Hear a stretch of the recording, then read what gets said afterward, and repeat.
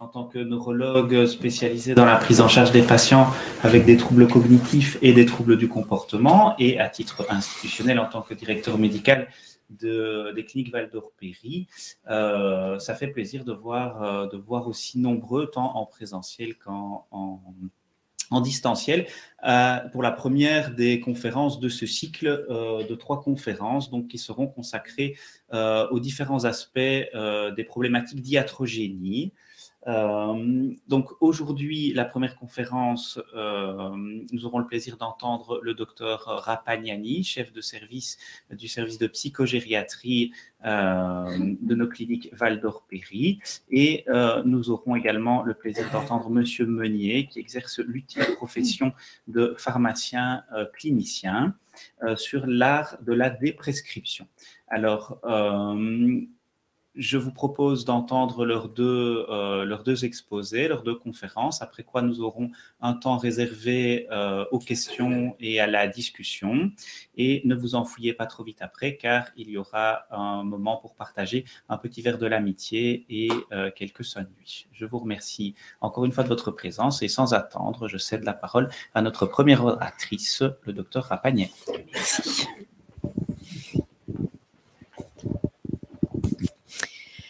Tout d'abord, bonsoir à toutes et tous. Je vous remercie d'être aussi nombreux en ce jour de la Chandeleur. Comme vous savez, fête en partie, en tous les cas, le rallongement des journées, de la luminosité. Je suis effectivement heureuse de vous voir nombreux, et je comprends d'un côté pourquoi, parce que le sujet est passionnant, le sujet de la iatrogénie, de la déprescription. C'est un sujet qui me passionne de plus en plus, et vous comprendrez pourquoi. Et je pense qu'apparemment, quand je vois le nombre de participants, je pense qu'il vous passionne également.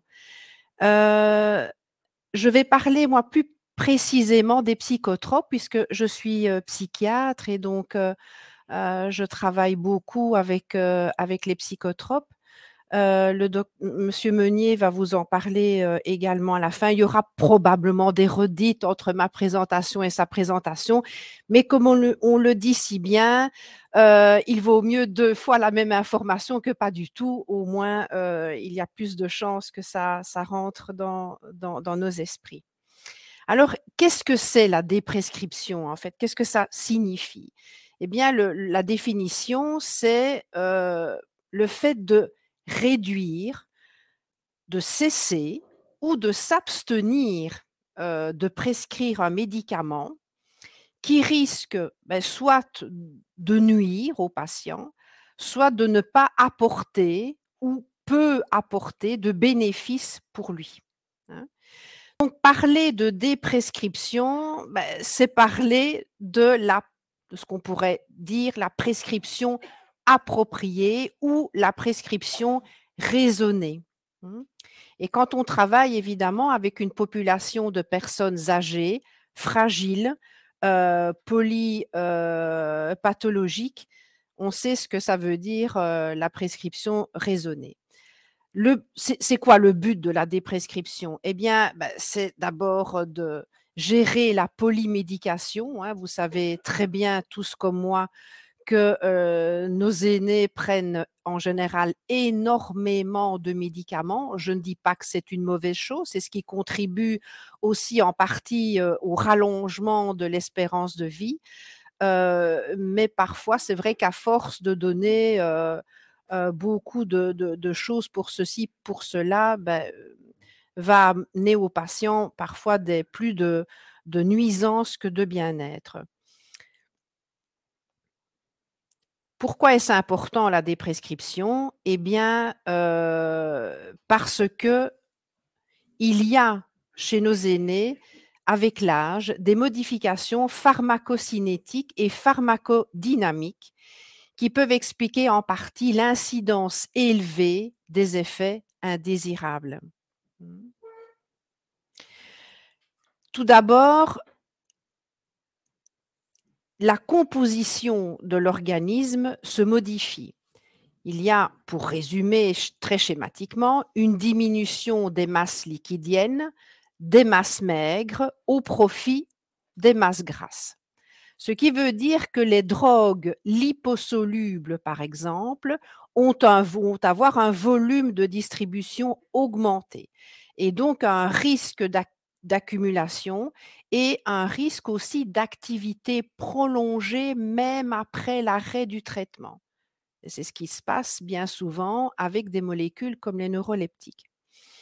Les drogues hydrosolubles, elles, connaissent une diminution de leur volume de distribution et donc une augmentation de la quantité de molécules circulantes et donc un risque de surdosage. À côté donc de cette modification des volumes de l'organisme, de la composition en tout cas de l'organisme, il y a une diminution de la capacité métabolique du foie. Ce qui veut dire que toutes les molécules qui nécessitent une métabolisation hépatique vont subir évidemment des changements au niveau de leur vitesse d'élimination. Il y a également une diminution du flux sanguin rénal et une diminution de la filtration glomérulaire avec comme conséquence une augmentation de la demi-vie d'élimination. Et nous, en gériatrie, en psychogériatrie, on est très sensible à la notion de demi-vie du médicament. Et je vais vous expliquer tout à l'heure ce qu'il en est.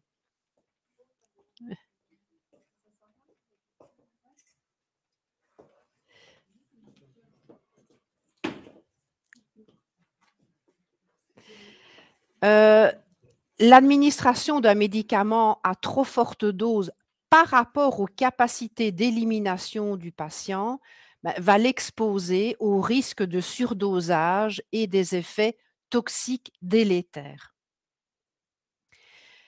Mais la déprescription, ça peut faire peur et de façon parfois compréhensible.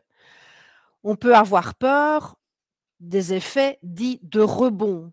Oui, mais si j'arrête le traitement, le patient va se sentir encore moins bien qu'avant, etc. Il peut y avoir aussi une crainte par rapport à l'existence de symptômes de sevrage. Vous savez que si vous arrêtez trop brutalement, par exemple, des benzodiazépines, on va en parler, et bien surtout si ce sont des benzodiazépines qui ont une longue demi-vie et qui sont prises depuis un temps certain, eh bien votre patient va effectivement présenter des symptômes de sevrage très, très désagréables, voire même dangereux. Donc, il peut y avoir aussi, et ça je pense surtout aux médecins traitants qui travaillent dans des institutions comme les maisons de repos, aussi la difficulté parfois de pouvoir donner une réponse concrète à la demande du personnel. Docteur, faites quelque chose, le patient est agité, c'est ingérable, on n'arrive vraiment pas à l'approcher. Comprenez, on a déjà reçu des coups, on ne vient pas travailler pour recevoir des coups, etc. Faites quelque chose. Et donc, cela met évidemment un poids de responsabilité sur les épaules du médecin, qui bien souvent ne voit pas d'autre solution que de prescrire un petit médicament ou un gros médicament, histoire d'essayer un peu de temporiser le patient, certes, mais surtout l'équipe. On sait aussi que l'incidence des effets indésirables est directement proportionnelle au nombre de médicaments consommés et à la durée de la prise. C'est facile à comprendre. En gériatrie, les effets indésirables sont extrêmement gênants, extrêmement dangereux, parce qu'ils sont une cause importante de perte d'autonomie, on va le voir tout à l'heure.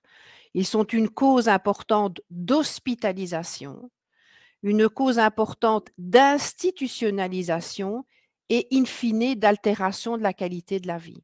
On va le voir plus en détail.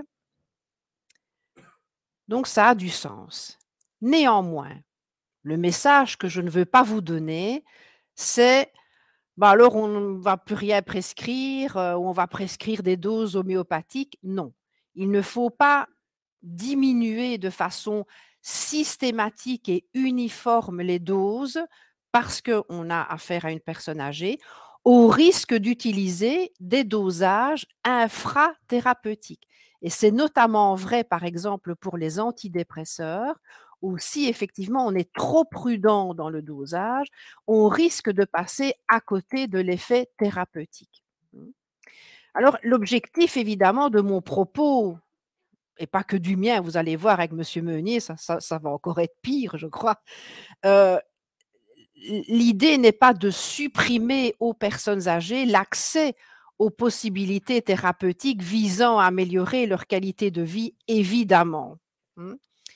Il s'agit plutôt d'utiliser les médicaments à bon escient, dans l'intérêt du patient et en ayant toujours en tête la sacro-sainte balance qu'on verra tout à l'heure entre les bénéfices et les inconvénients.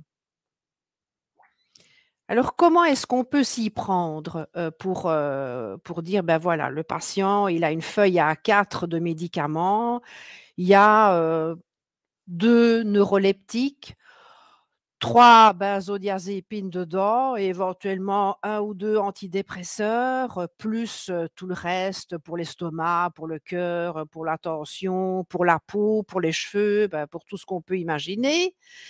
Quand on voit ça finalement, on ne sait plus très bien qui a mis quoi, quand et surtout pourquoi. Tiens, le patient a du Seroxate, un antidépresseur. On ne sait pas, docteur, il est venu avec. Oui, mais il est venu avec, ça a été prescrit par qui, quand, comment, pourquoi, on ne sait pas. Donc, quand on veut entreprendre une démarche de déprescription, il faut d'abord évidemment passer par une anamnèse médicamenteuse stricte. Il est important de savoir qu'est-ce que le patient a déjà pris dans le passé, ce à quoi il a été sensible, ce qu'il n'a pas supporté. Alors, par principe, au départ de ma carrière, quand un patient me parlait d'effets secondaires un peu atypiques, que je remettais un petit peu en doute, j'essayais de le convaincre que non, madame, la perte des cheveux, ce n'est pas à cause du médicament que je vous ai prescrit il y a 2 semaines.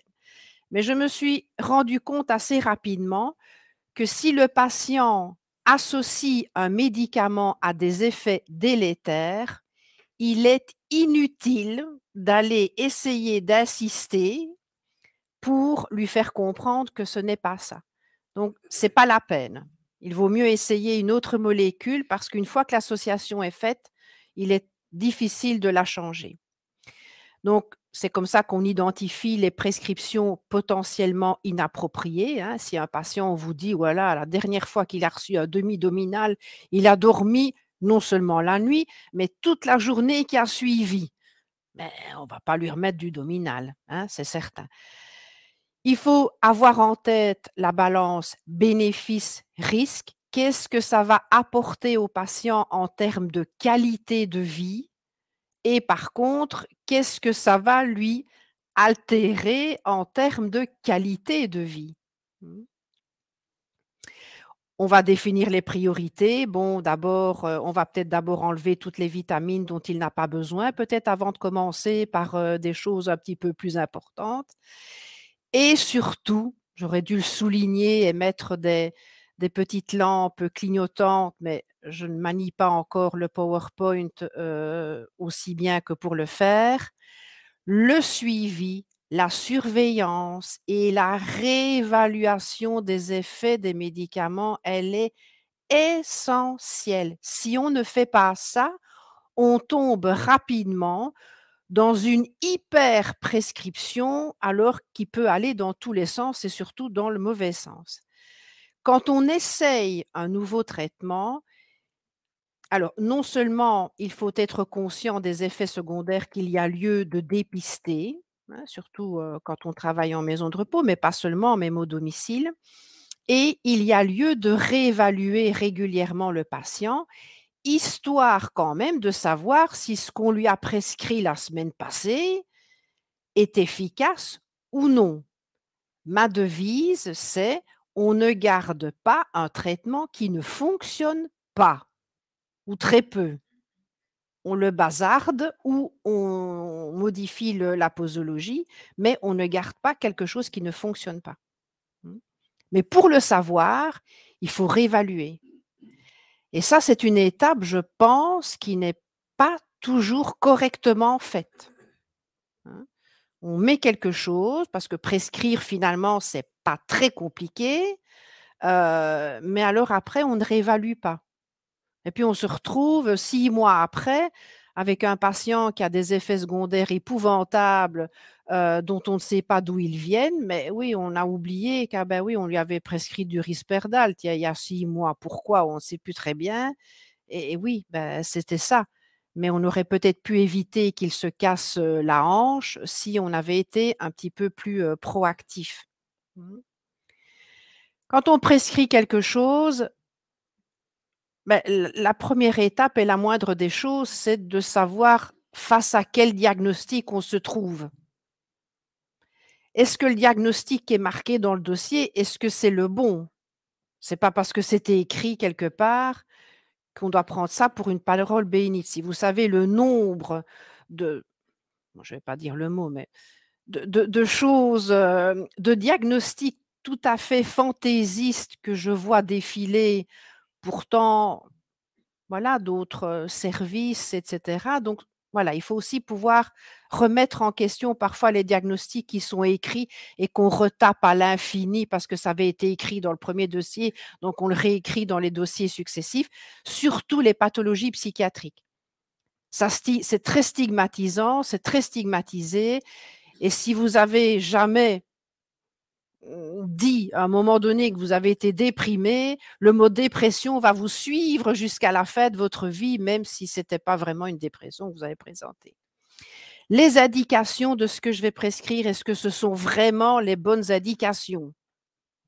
Il ne faut pas non plus jouer à l'apprenti sorcier, se dire tiens, j'ai envie d'essayer ça, tiens, pour voir un peu l'effet que ça fait. Ce serait marrant de voir un peu si ça peut marcher dans cette indication.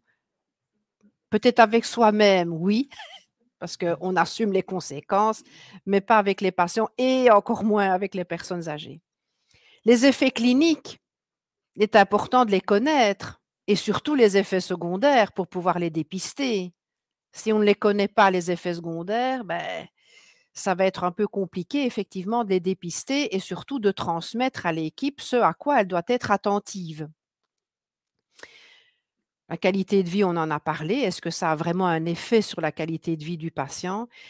Et quand je dis ça, je dis quelque chose d'extrêmement important parce que vous allez voir que rien que sur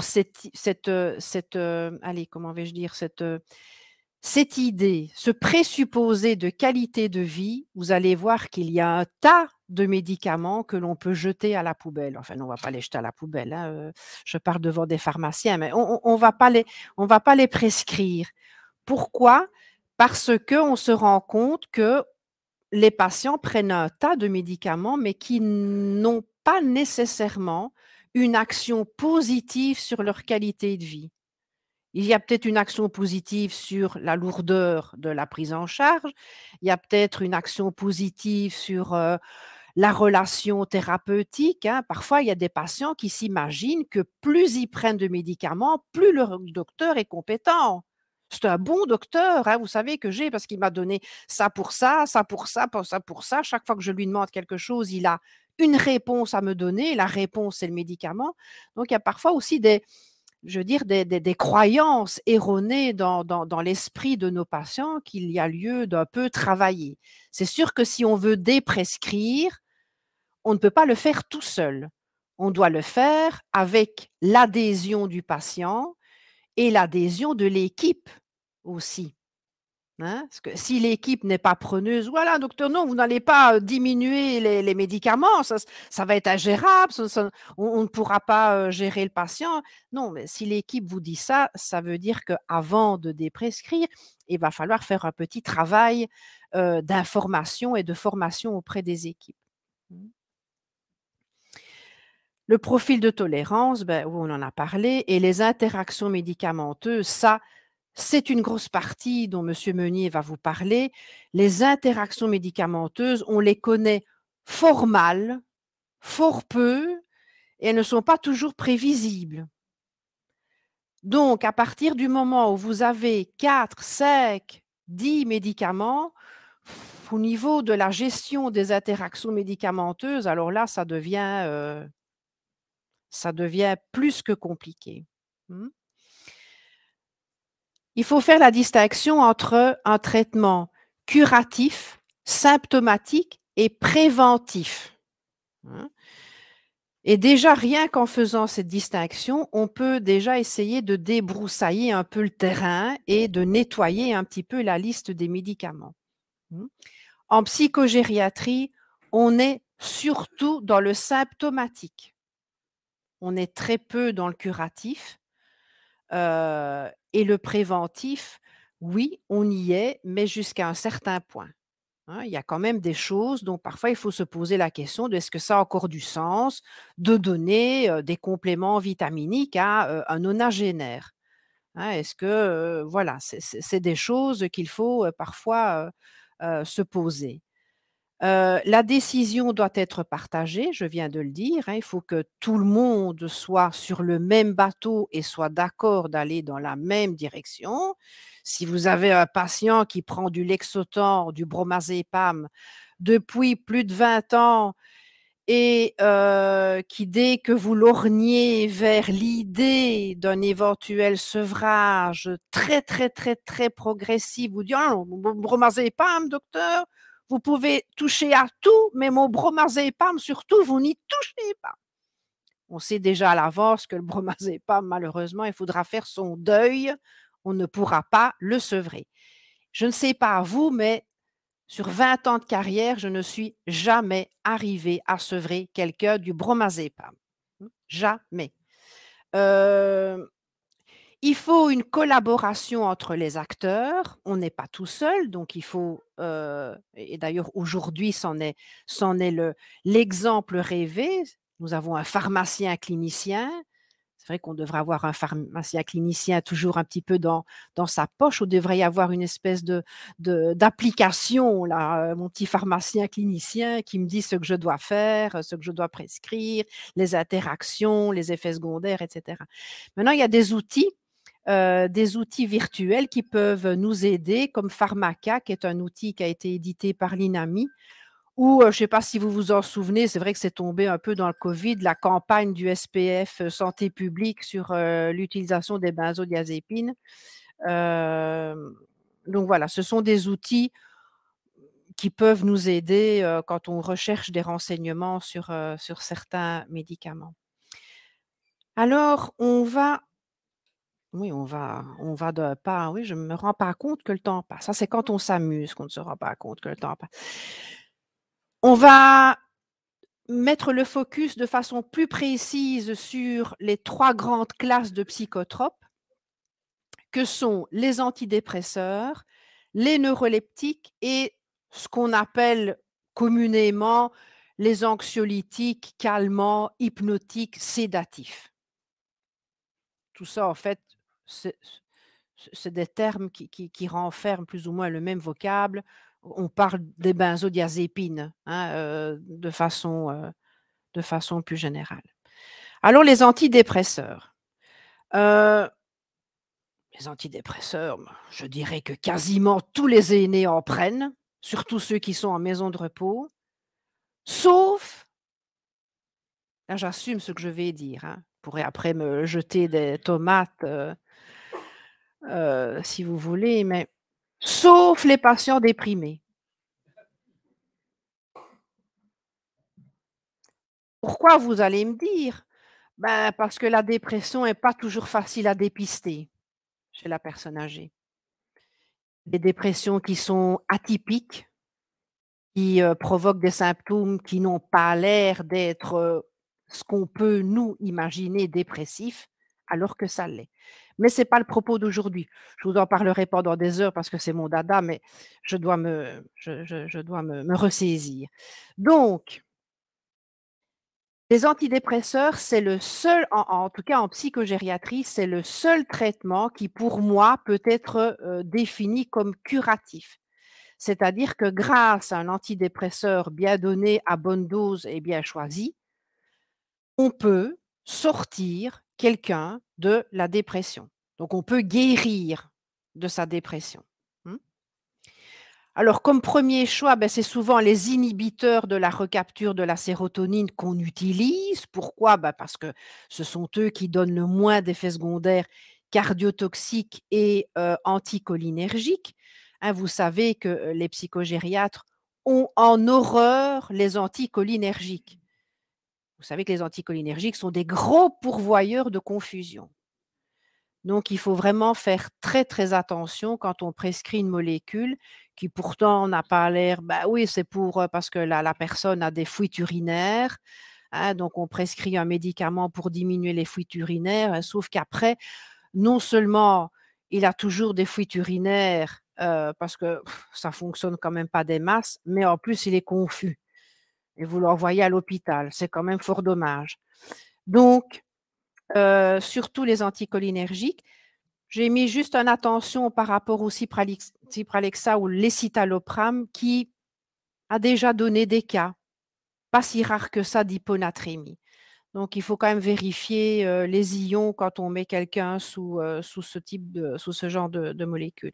Alors, les antidépresseurs chez la personne âgée, certes, je commence toujours par une petite dose, mais j'augmente assez rapidement jusqu'à des doses, celles que l'on utilise pour les adultes.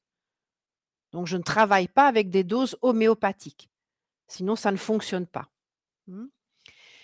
Il ne faut pas non plus, après 2 semaines, le patient vient vous trouver et dit « Oh, docteur, vous m'avez prescrit le médicament il y a 2 semaines, mais c'est toujours la même chose. » Ah on va changer. Non, on ne change pas après 2 semaines. Chez les personnes âgées, l'effet n'est attendu qu'après 6 à 8 semaines. Donc, il faut être patient et il faut l'expliquer aux patients et à la famille que s'ils s'appellent patient, ce n'est pas pour rien. Et souvent, ils ne le sont pas. Mais par belle ou par laide, il faut l'être. Alors, si c'est un premier épisode connu, on a tendance, en tout cas les guidelines nous disent que maintenant, il faut garder le traitement après la rémission au moins 1 an. Je dois bien vous avouer que arrêter un antidépresseur, moi par contre, là, j'ai parfois des craintes à l'arrêter. En tout cas, si on décide ensemble de l'arrêter, je ne le fais que si vraiment j'ai le sentiment que voilà, le patient est vraiment sorti d'affaire et il n'y a pas un risque de rechute. Par contre, si ce n'est pas le premier épisode, c'est au moins le 2e ou voire le 3e, alors là, le traitement, je suis désolée, pour eux, c'est à vie. Parce qu'il y a un effet protecteur sur d'éventuelles rechutes, alors éventuellement associé avec un thymorégulateur. Et les bons vieux tricycliques qu'on donnait avant, il n'en reste plus que 2, le Redomex et l'anafranil. Oui, on les prescrit toujours, mais pas en première intention, parce qu'il y a des effets secondaires qui sont quand même assez vilains, dont les effets secondaires anticholinergiques et cardiaques. Donc, c'est pour ça qu'il faut quand même d'abord se prémunir d'un avis cardiologique, plus de nombreuses contre-indications. Donc, voilà, réserver, je pense, à la prescription spécialisée, en tout cas, sûrement pas en première intention. Donc ça, c'était pour les antidépresseurs. Les neuroleptiques. Alors les neuroleptiques, là aussi, il y a beaucoup à dire sur les neuroleptiques. Mon Dieu, ce qu'il y a à dire sur les neuroleptiques. En plus, vous en aurez encore la fois prochaine. Donc, je ne vais pas tout dévoiler aujourd'hui parce que la fois prochaine, le 14 avril, si j'ai bien retenu, Le 13 avril, le docteur Gédidi, qui est neurologue, viendra vous en parler plus en détail. Il y a 2 indications majeures de prescription neuroleptique chez la personne âgée. C'est tout ce qui est production délirante, les hallucinations, l'agitation et l'agressivité chez le patient dément. Donc, les effets secondaires, ils sont nombreux, malheureusement, et redoutables, redoutables. Mmh. Il y a les effets extrapyramidaux quasiment avec tous, hein. Il y a juste peut-être la clozapine qui fait exception. Alors il y en a qui disent: «Oui, le Séroquel, l'aripiprazole, un peu moins», certes, un peu moins, mais il faut toujours être vigilant. Alors les effets extrapyramidaux, on les déteste en gériatrie. Pourquoi? Parce que les troubles de la marche et de l'équilibre, c'est vraiment pas bon du tout pour notre commerce. Parce que ça donne des chutes. Qui dit chute dit fracture. Qui dit fracture dit hospitalisation, immobilisation, intervention chirurgicale, anesthésie générale et tout le cortège de joyeuseté qui s'ensuivent. Mmh. Il y en a qui ne s'en relèveront jamais. Des conséquences d'une fracture de la hanche causée par des effets extrapyramidaux eux-mêmes, causés par la prescription neuroleptique.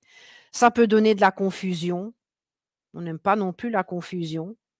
Ça peut donner de la rétention urinaire aiguë avec des globes vésicaux, de l'hypotension, ça non plus on n'aime pas. L'hypotension chez les personnes âgées, ça peut, provoquer des chutes. Ça diminue le seuil épileptogène, donc il faut être très attentif chez des patients qui ont une sensibilité, à l'épilepsie ou qui ne sont pas bien équilibrés d'un point de vue, antiépileptique. Ça peut donner de la potomanie. Alors la potomanie, oui, c'est bien rigolo, on boit 5 litres, 6 litres, mais par contre au niveau ionique, c'est un peu moins rigolo. La prise de poids, bon ça c'est vrai qu'en gériatrie, c'est pas vraiment, gros problème. Heu et je voulais aussi parler des effets dépressogènes. Parfois, on met, chez un patient mélancolique, donc qui est déprimé au départ et qui a un délire de type mélancolique, c'est-à-dire un délire associé, congruent à l'humeur, on va lui mettre, ça ne rate à aucun coup, un patient mélancolique, il a toujours un neuroleptique dans son traitement, toujours. Pourquoi? Parce qu'on se focalise sur: «Ah mais il délire le patient, il délire complètement. Il raconte qu'il n'a plus de vêtements, qu'il a des dettes, qu'il est poursuivi par la police, qu'il a fait un tas de torts à son entourage», alors que son entourage dit qu'il y a rien de tout ça n'est vrai. Donc on va lui mettre des neuroleptiques. Mais c'est justement ce qu'il ne faut pas faire. Parce que non seulement le patient ne va pas, certes, peut-être que son délire va un petit peu diminuer, mais vous n'aurez absolument pas réglé son problème. Mais en plus de ça, vous allez aggraver la dépression parce que les neuroleptiques, au long cours, ont un effet dépressogène. Donc, quelqu'un qui est sujet à faire de la dépression ne devrait jamais avoir des neuroleptiques au long cours. Mmh.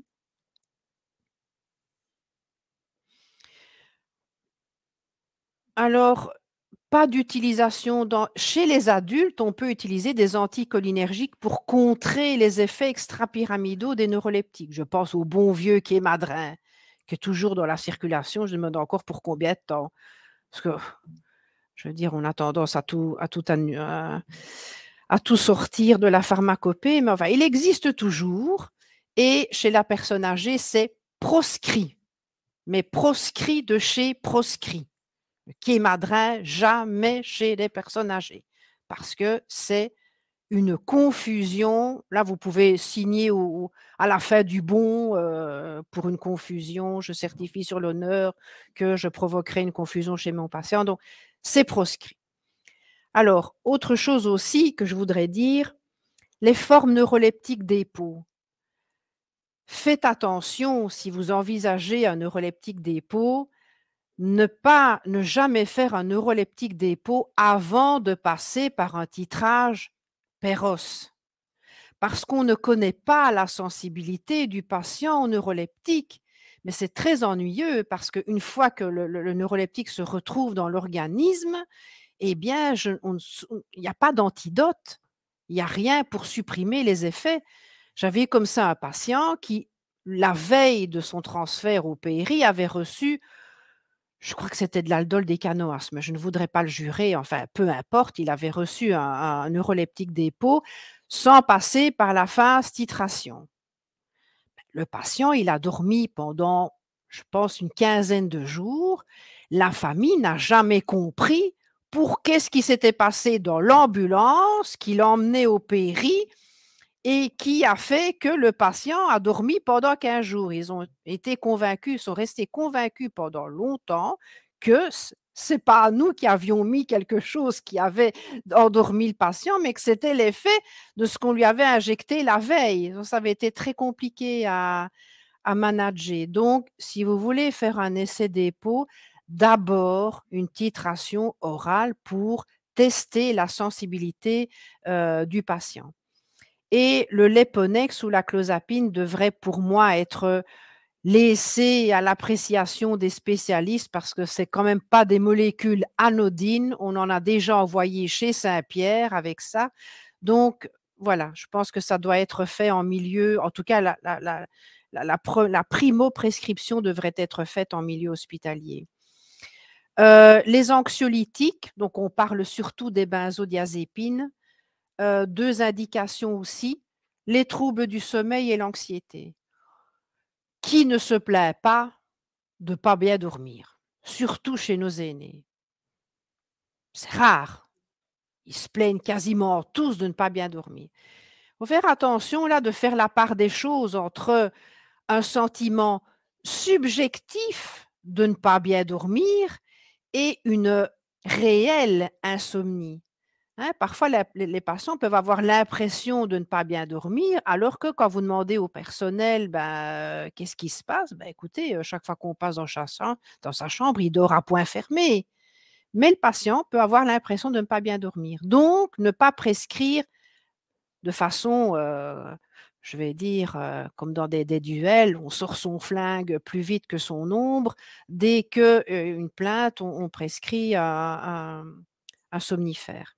Et l'anxiété. Vous le savez, je ne vais pas encore vous faire l'injure de vous répéter les effets néfastes des benzodiazépines sur les fonctions cognitives, ce n'est pas de ça que je veux parler. Il faut savoir que, alors moi, il faut jamais, etc., je n'aime pas beaucoup, je dirais ça dépend. Ça dépend du degré de souffrance de l'individu que j'ai en face de moi.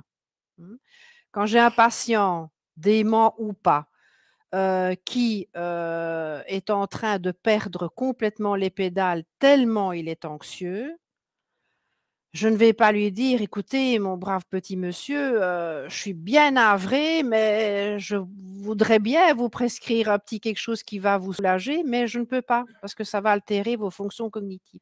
À ce moment-là, les fonctions cognitives, je dois bien avouer que je les mets un peu en 2e plan.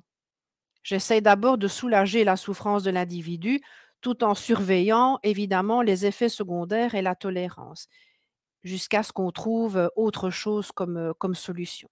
Il faut savoir aussi que leur efficacité diminue après 3 semaines. C'est pour ça qu'en général, les patients ne restent pas avec le dosage que vous leur avez prescrit au début. Ils augmentent toujours petit à petit et ce qu'ils vous disent prendre, c'est rarement ce qu'ils prennent vraiment.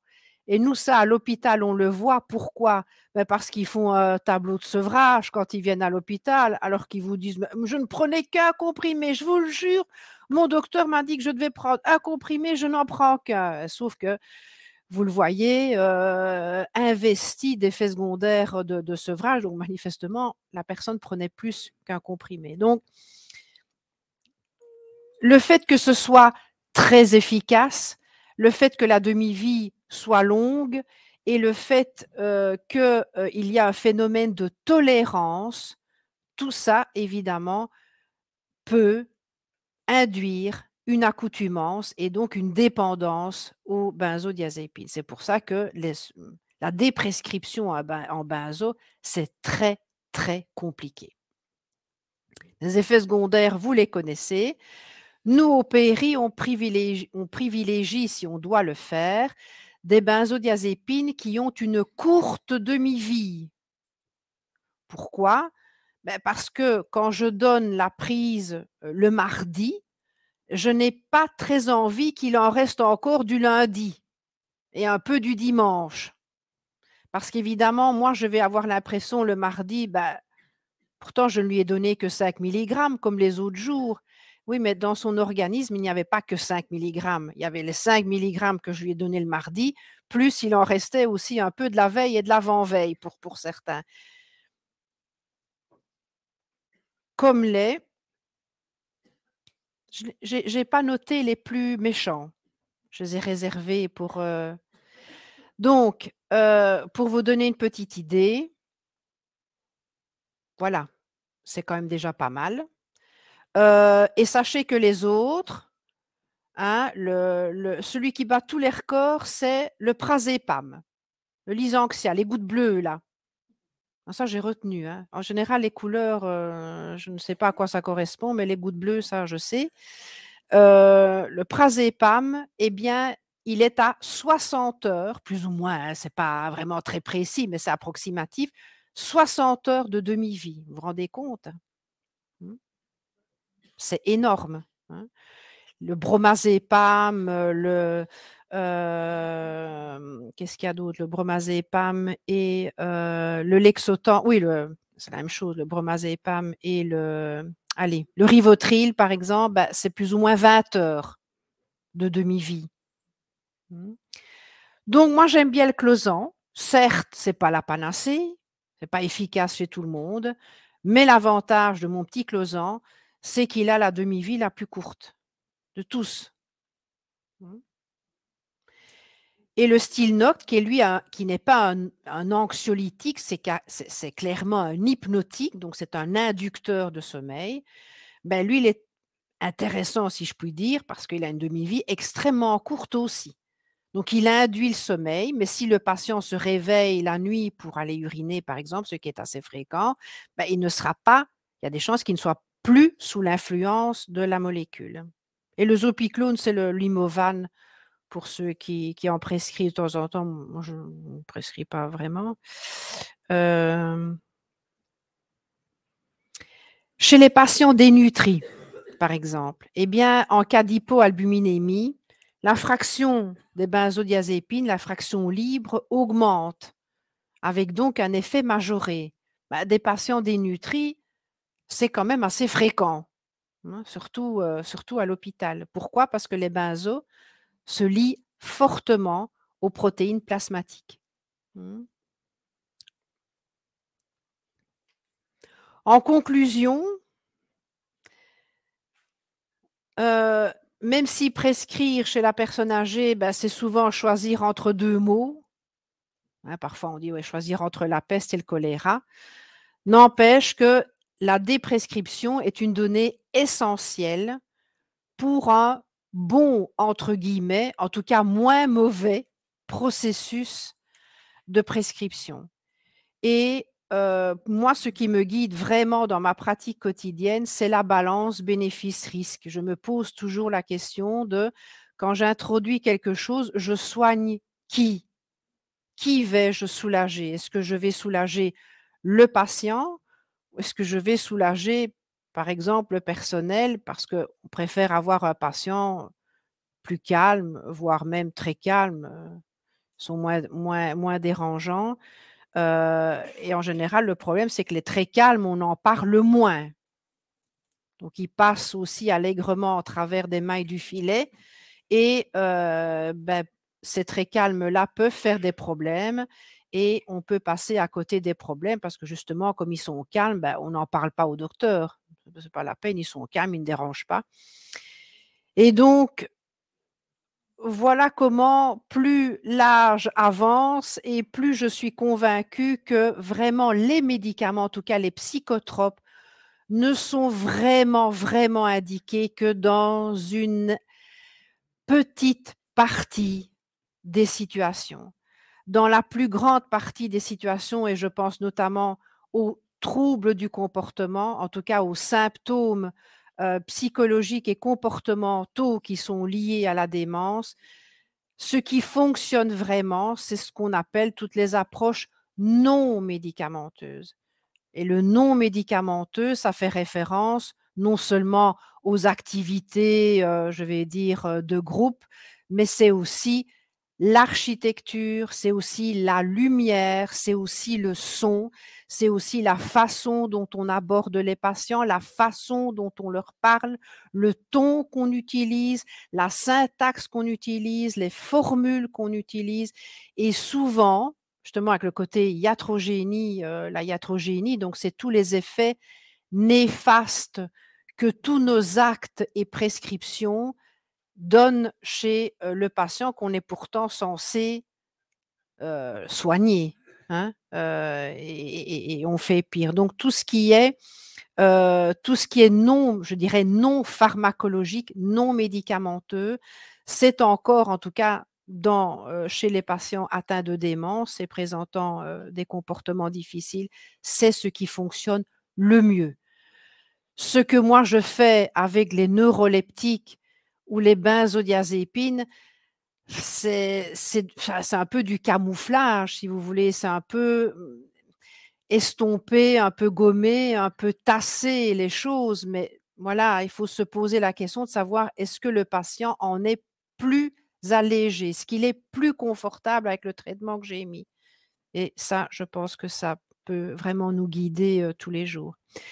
Voilà, j'en ai terminé pour ma partie. Je cède avec plaisir la parole à mon collègue, donc Nicolas Meunier, qui est pharmacien clinicien.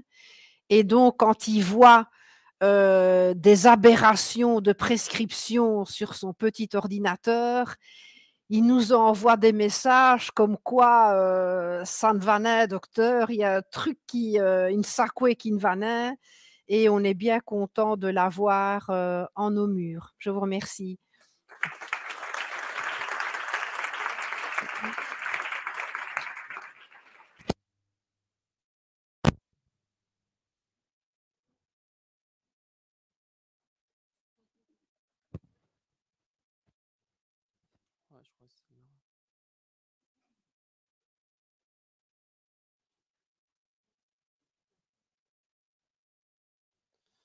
Voilà, bonjour à tous.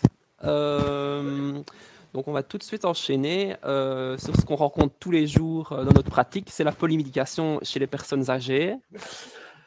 Donc il faut savoir que la population belge, 40% des patients qui ont 75 ans et plus sont polymédiqués, donc ils ont 5 médicaments différents pris par jour, voire plus. En Wallonie, ça monte jusqu'à 44%. Alors, dans les maisons de repos, une étude avait été réalisée en 2006, c'est l'étude FEB, qui montrait que les patients en moyenne avaient 8 médicaments différents pris par jour et 70% avaient au moins une benzodiazépine ou un antipsychotique.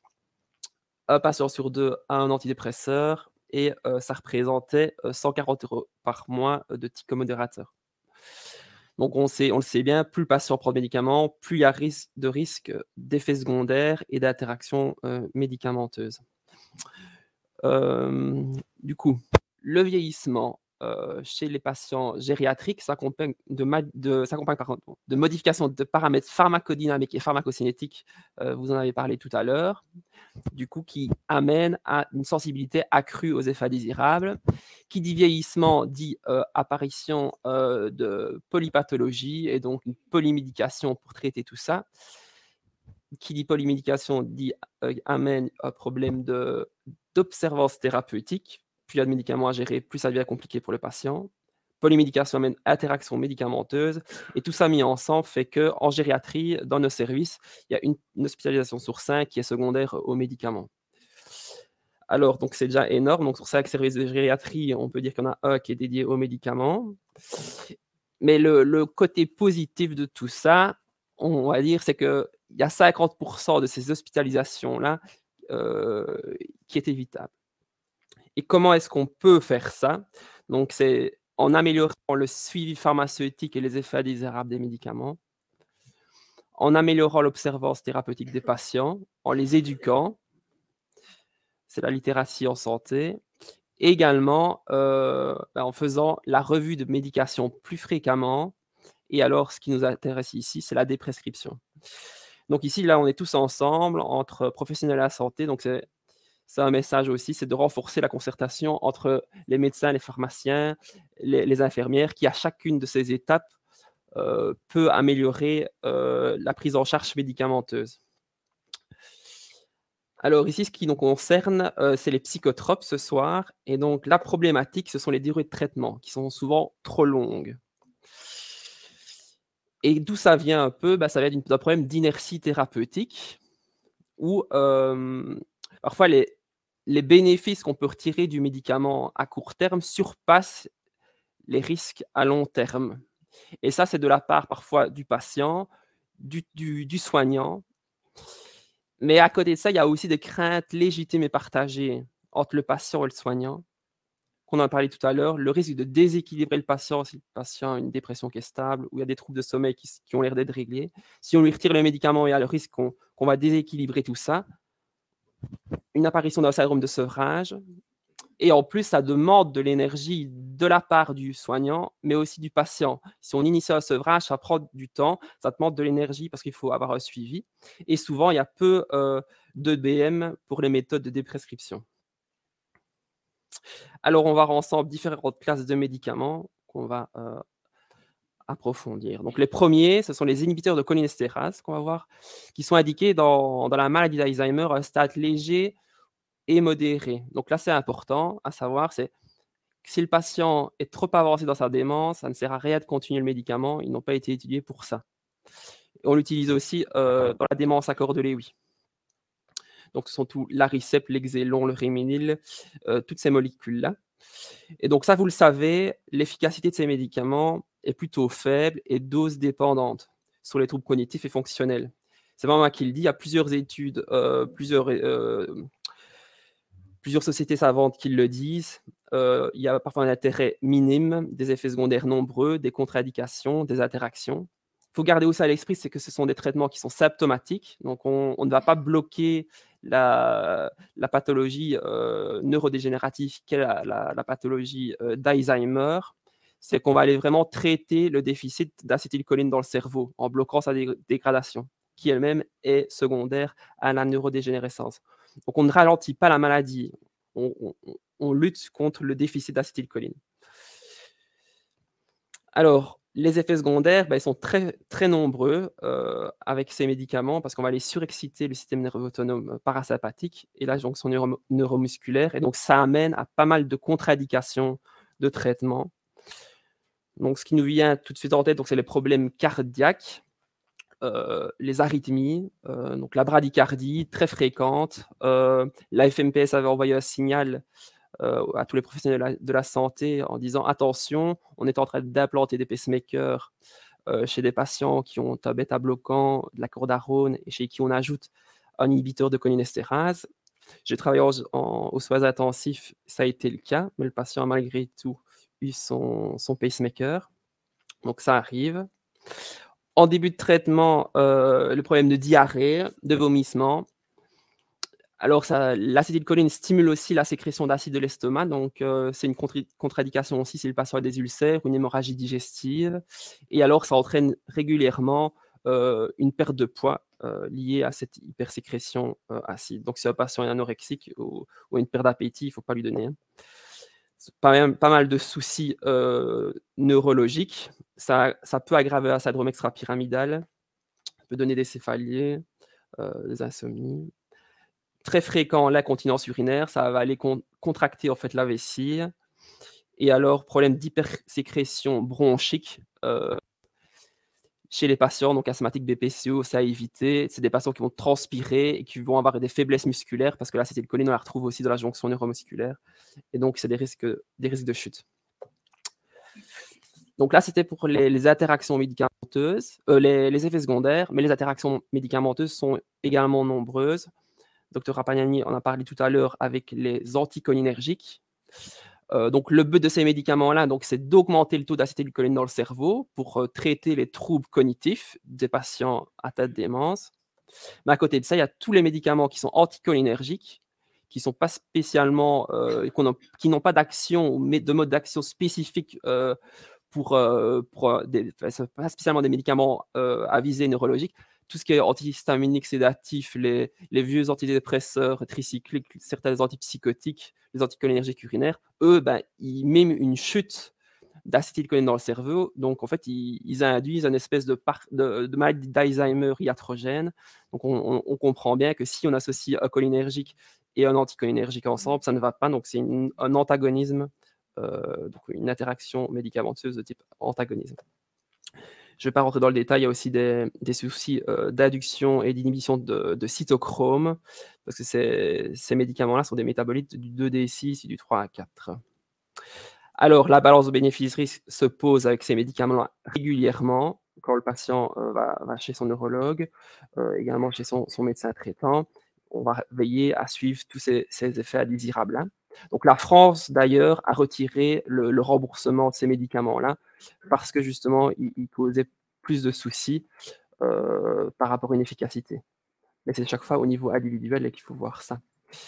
En Belgique, donc, si le patient a un MMS inférieur à 10, le remboursement n'est plus valable. Alors, justement, quand est-ce qu'on va déprescrire le traitement? Donc, ça dépend en fait de la durée de traitement, depuis quand le patient a le médicament. Donc, s'il a le traitement depuis moins de 12 mois, donc il a initié un traitement, en fait, s'il n'y a pas eu d'amélioration des troubles cognitifs, après 3 mois à des doses maximales tolérables. S'il n'y a pas eu d'amélioration, ça ne sert à rien. S'il y a une dose qui est tolérée et qui n'a pas été mieux, il faut stopper. Si le patient a commencé à déclarer des effets secondaires, des interactions médicamenteuses, ou alors si le patient a une maladie à stade terminal qui est autre que sa démence. Si par contre le traitement est supérieur à 12 mois, alors à ce moment-là, si la pathologie d'Alzheimer s'est dégradée au cours des 6 derniers mois avec le médicament, il y a aussi une indication de le sevrer.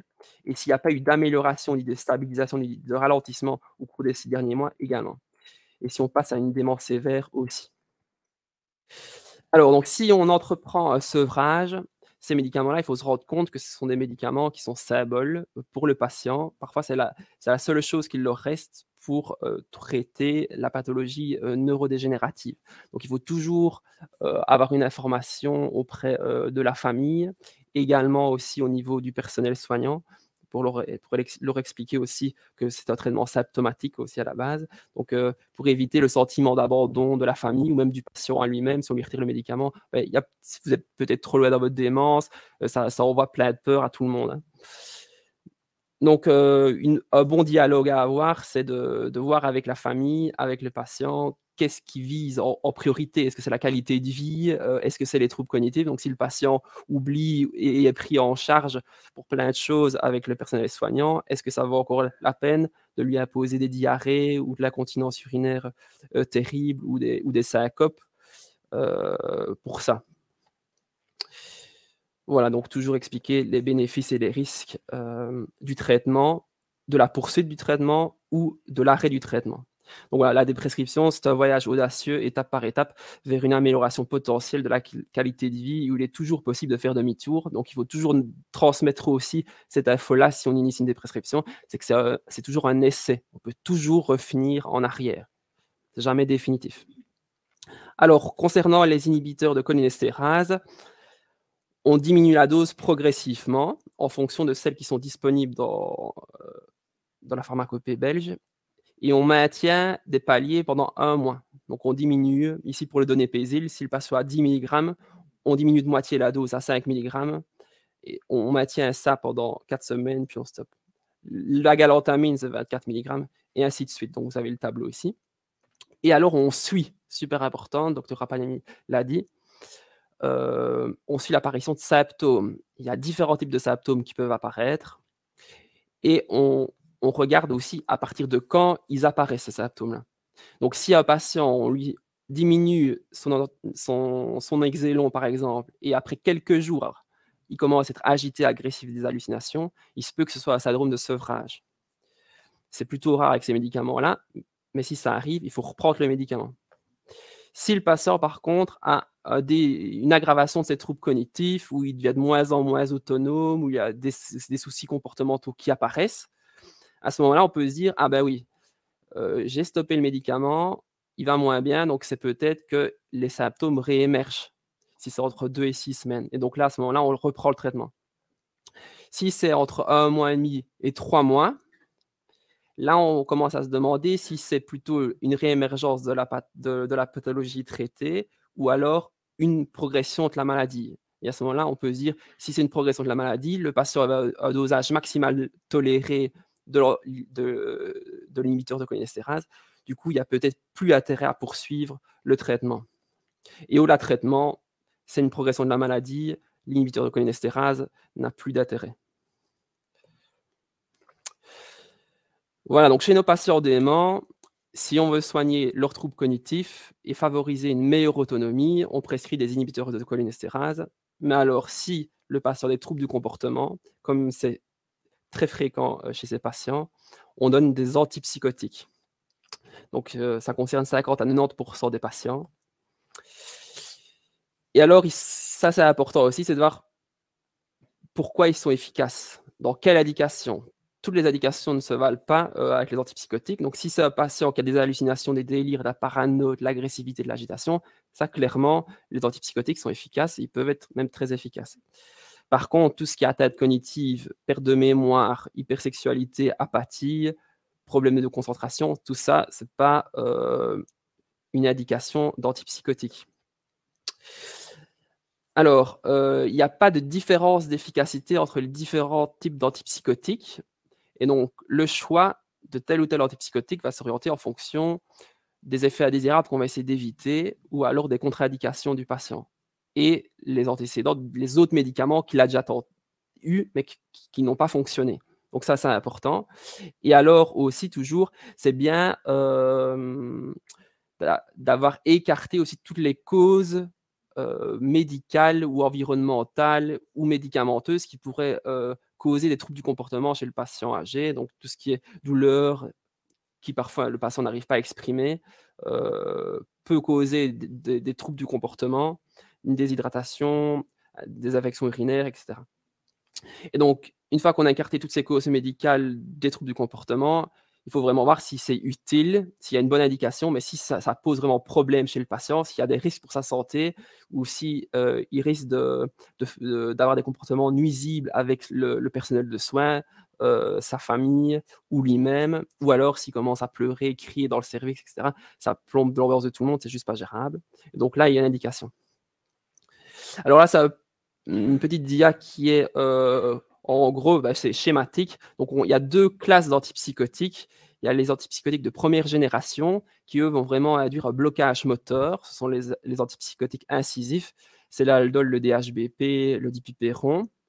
Et donc, ils vont induire un syndrome extrapyramidal vraiment sévère. C'est pour cette raison qu'en général, ils sont contre-indiqués chez les patients parkinsoniens. Et alors, les nouveaux, entre guillemets, antipsychotiques de seconde génération, qui, eux, a priori, donnent moins de syndromes extrapyramidaux, mais par contre, donnent plutôt un syndrome métabolique. Donc, ils vont induire une prise de poids chez le patient. Et on va voir ça ensemble.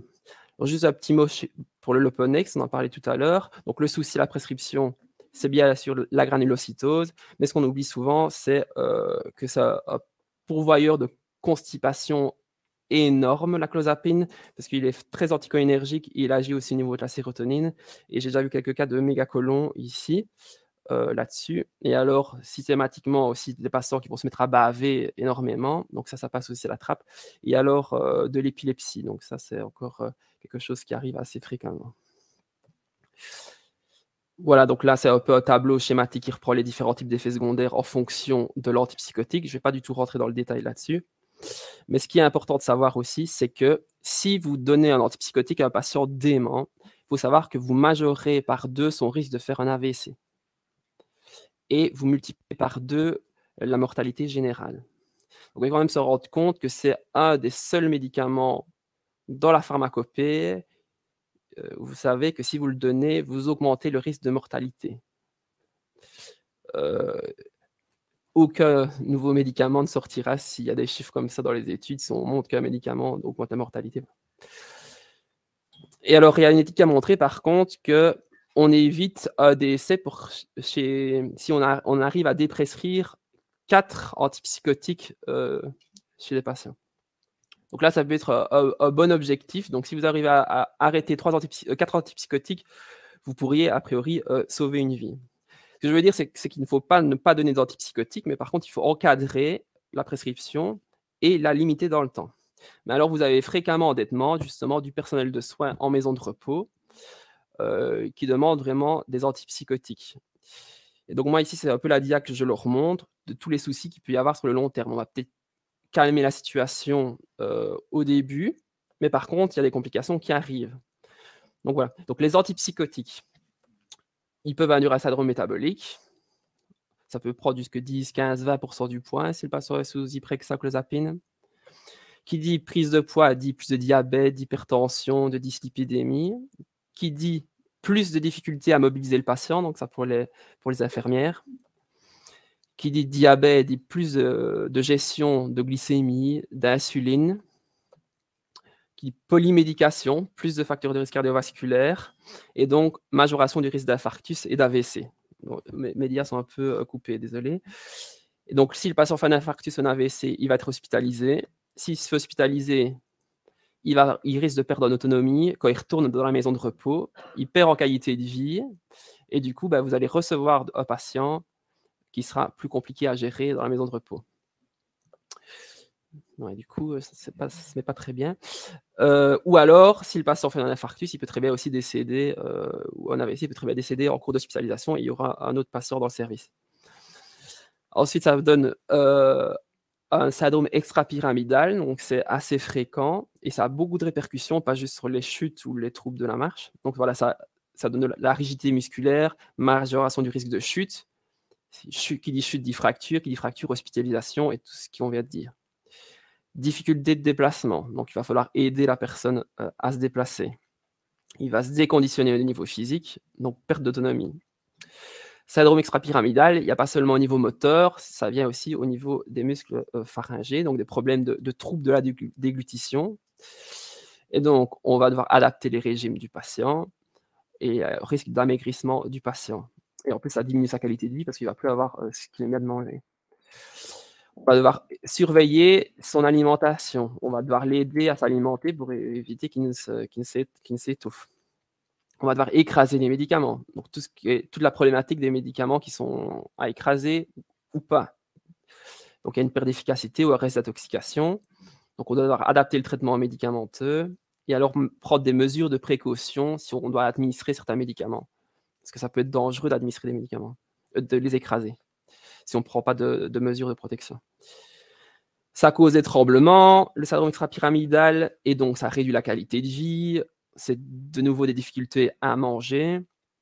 Antipsychotique dit sédation, qui dit sédation, risque de chute, apathie, les patients deviennent plus apathiques, donc restent plus souvent au lit, qui dit plus souvent au lit, risque d'escarre qui est majoré aussi, soins de plaie, et, hospitalisation, déconditionnement, donc on peut aller loin comme ça. Surveillance d'hydratation, donc on est bien d'accord que un patient ne va pas faire tout en même temps. Mais voilà, c'est tout ça pour montrer qu'une prescription peut engendrer pas mal de complications, même sur le personnel de soins. Donc, il faut vraiment encadrer ça et limiter la durée de traitement. OK ? Je vais arrêter ici. Alors, du coup, comment est-ce qu'on sort ces médicaments-là ? Alors, question à se poser d'abord, c'est pourquoi est-ce que le patient prend ce médicament? Donc, ces recommandations-là, elles viennent du site deprescribing.org. Moi, je vous invite à aller voir ce site-là, il est vraiment très bien fait. Il y a pour des prescriptions de plein d'autres molécules. Alors voilà, si le médicament est prescrit pour des troubles du comportement liés à une démence, on l'arrête quand? S'il n'y a pas d'amélioration des troubles du comportement après 4 semaines, ou alors on l'arrête aussi s'il y a une amélioration après jusque 3 mois. À ce moment-là, il y a quand même une indication de le stopper, parce que les problèmes d'effets secondaires sur le long terme arrivent. Donc, s'il n'y a pas d'effet après 4 semaines, on arrête. Si ça a été très bien pendant 3 mois, on essaie d'arrêter après 3 mois. Si le patient prend le médicament pour de l'insomnie, il y a encore pas mal de patients sous séroquel et dominal. Il y a une question à se poser aussi, est-ce qu'on le poursuit ou pas? S'il y a un patient une démence, on peut encore réfléchir, mais prendre du dominal en dehors de troubles du comportement, ça reste quand même antipsychotique. C'est vraiment pas l'idéal du tout. Il faut privilégier d'autres hypnotiques. Mais même dans le cas de patients déments, il faut l'éviter en fait, parce qu'il y a le problème d'AVC et de mortalité qui est toujours là. Donc idéalement, il faut le stopper aussi. Si le patient est schizophrène, bipolaire, tout ça, on peut poursuivre l'antipsychotique. Donc, comme on l'a dit, il faut lutter contre l'inertie thérapeutique. Donc, une tentative d'arrêt devrait être systématiquement entreprise après 3 mois de traitement pour pouvoir faire la distinction entre les patients qui n'ont aucun bénéfice avec les antipsychotiques et les patients chez qui les avantages de leur utilisation l'emportent sur les risques potentiels. Alors, important aussi, il faut prendre conscience que les troubles du comportement chez les patients déments évoluent avec le temps. Ce n'est pas parce qu'un patient, à un moment donné, va être agité, agressif, qu'on va devoir lui mettre et qui va devoir avoir besoin justement d'un antipsychotique à un moment donné pour le calmer.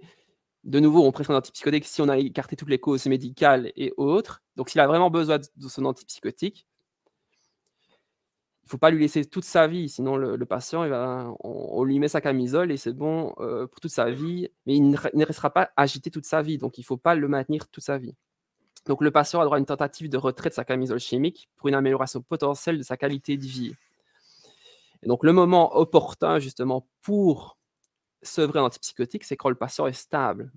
Justement, on a tendance à, voilà, le patient est stable, il n'emmerde personne, on ne va pas aller risquer de déséquilibrer le traitement, mais c'est justement des moments opportuns, si le patient n'a pas d'effet indésirable ou d'agressivité, c'est à ce moment-là qu'il faut le faire. Donc, soyez vigilants à tous des termes qu'on utilise parfois dans la maison de repos. Ben voilà, il est bien gentil maintenant, on ne l'entend plus, il était agressif, donc on lui a mis un antipsychotique, il ne parle plus. Il communique jamais avec les autres résidents, il est toujours isolé dans sa chambre, mais c'est bon, il n'embête personne, donc ça arrange tout le monde. Il ne participe à aucune activité, donc voilà, ça c'est des choses qui arrivent aussi. Donc, être attentif à ça, c'est des signes qu'à un moment donné, il faut peut-être penser à lever le pied sur l'antipsychotique. Alors, comment sevrer? Donc, de nouveau, désolé pour les biais. Donc, il faut toujours appliquer le patient, la famille, l'équipe soignante, voir la balance bénéfice-risque des médicaments. Et alors, on commence un plan de sevrage de nouveau personnalisé. Donc, on peut réduire la dose de 50% toutes les semaines ou toutes les 2 semaines. On peut aller un peu plus rapidement en fait, avec les antipsychotiques. Si les doses sont vraiment très faibles, on peut le stopper brutalement. Donc, ici, je vous ai mis un tableau de sevrage. Donc ici, la première ligne de traitement, 1 semaine et 2 semaines, c'est une diminution de 25% de la dose. Si c'est 1 jour sur 2, on prend un demi-comprimé, ça vous permet de garder le même médicament et de ne pas jouer avec deux médicaments de dosage différents. Et là, vous l'adaptez comme vous voulez. Vous pouvez passer directement, soit vous passez de 100% de la dose à un demi-comprimé pendant 1 semaine ou 2, ce sera peut-être suffisant. Si ça ne va pas, on repasse au palier au-dessus. Mais ce qui est super important, c'est que si vous entreprenez un sevrage, c'est de toujours l'associer avec un renforcement des traitements non médicamenteux. Là, ça va vraiment booster le sevrage. Donc, si un patient, c'est vous qui les connaissez, si le patient a besoin de contact avec sa famille, si vous sevrez son séroquel, demandez peut-être à la famille d'être plus présente pendant ce moment-là, par exemple. Ou alors de faire plus de promenades si le patient aime bien d'aller à l'extérieur. S'il aime bien les massages ou s'il est plutôt artistique. Donc, c'est vraiment mettre tout son temps et son énergie, si on entreprend le sevrage, pour le médicament le réduire, mais également pour renforcer tous les contacts avec tout le monde. Donc, on initie le sevrage. Donc, on diminue le dosage toutes les semaines ou toutes les 2 semaines. Et on suit alors. On suit les avantages du sevrage et les inconvénients.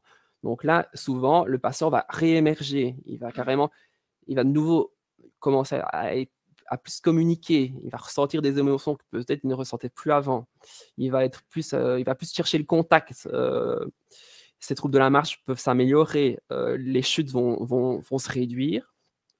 Mais en parallèle, on va quand même veiller à ce que les troubles cognitifs, les troubles du comportement ne réémergent pas.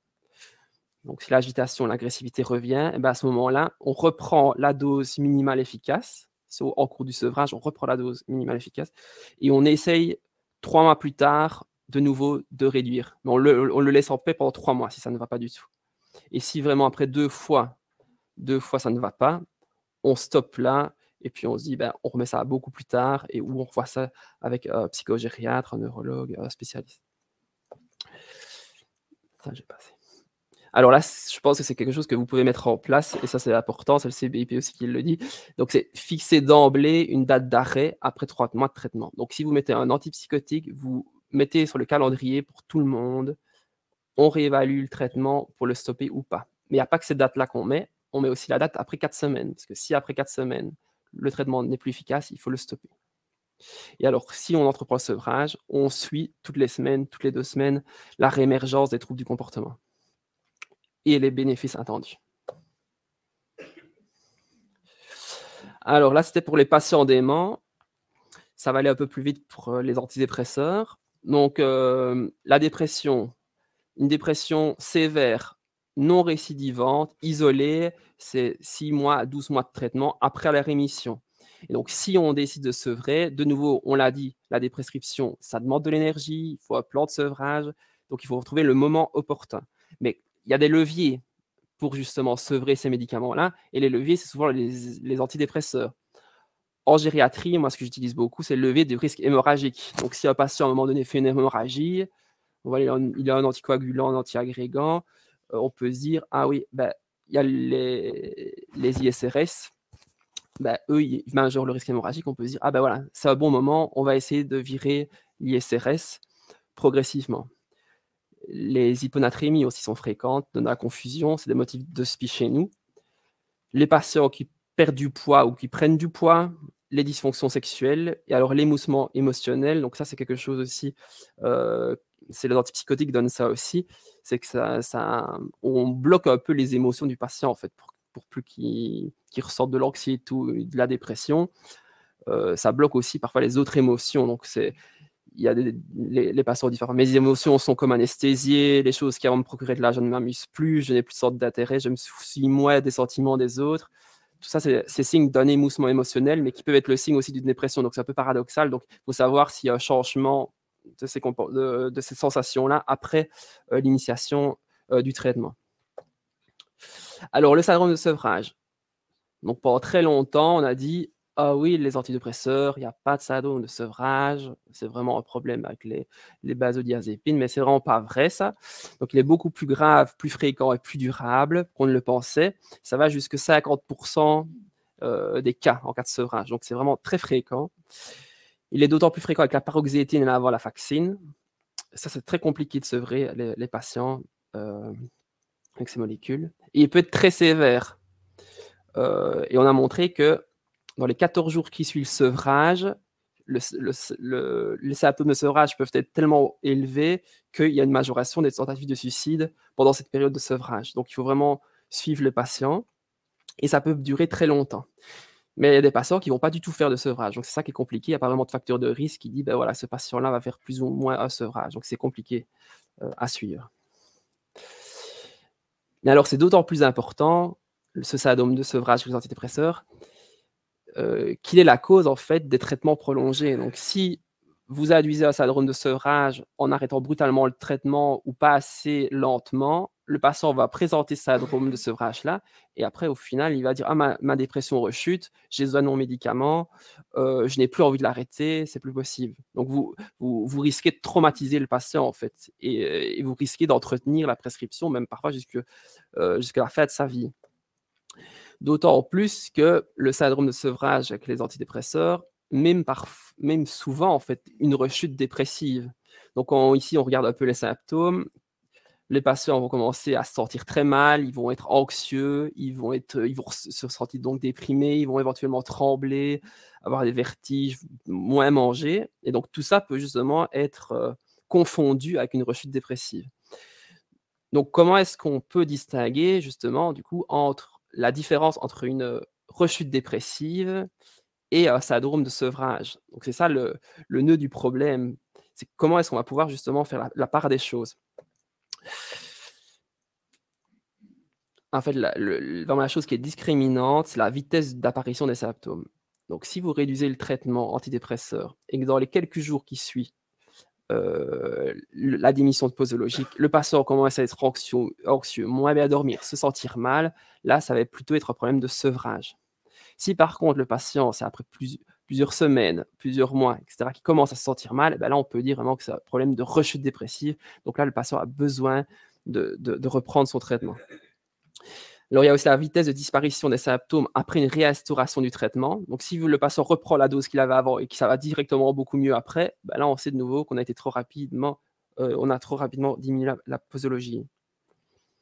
Et alors, la nature des symptômes, si le patient présente des nausées, problème de vertige, ça fait plutôt penser à un problème de sevrage qu'une rechute dépressive. Donc, tout ça, c'est des recommandations du CBIP qu'ils ont sorti un follet là-dessus. Donc ça, je vous invite aussi à le voir, parce qu'ils ont fait tous des plans de sevrage par antidépresseur en Belgique. Alors, la durée de traitement, juste ce message-là, c'est important, c'est de le faire sur au moins 4 semaines. Donc, il y a plusieurs études qui ont montré qu'il n'y a pas vraiment de différence entre l'apparition d'un symptôme de sevrage, entre un arrêt brutal du médicament et si on l'arrête sur 2 semaines. Donc, il faut vraiment faire une diminution posologique sur au moins 4 semaines. Donc ici, c'est tiré du CBIP. Donc comment est-ce qu'on fait? Donc il faut partir du principe que chaque antidépresseur a une dose usuelle classique.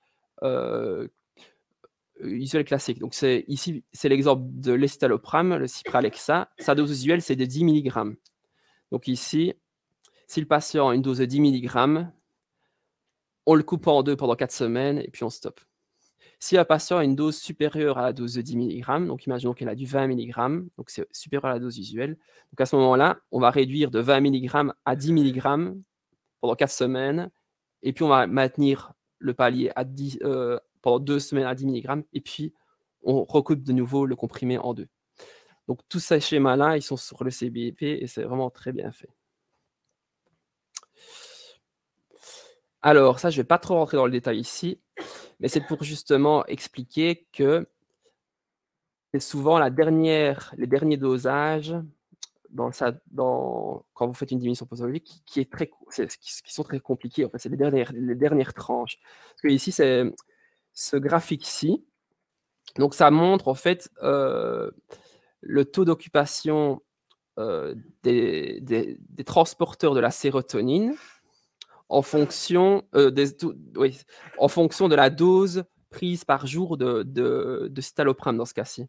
Donc, imaginons ici, un patient prend 20 mg de citalopram par jour.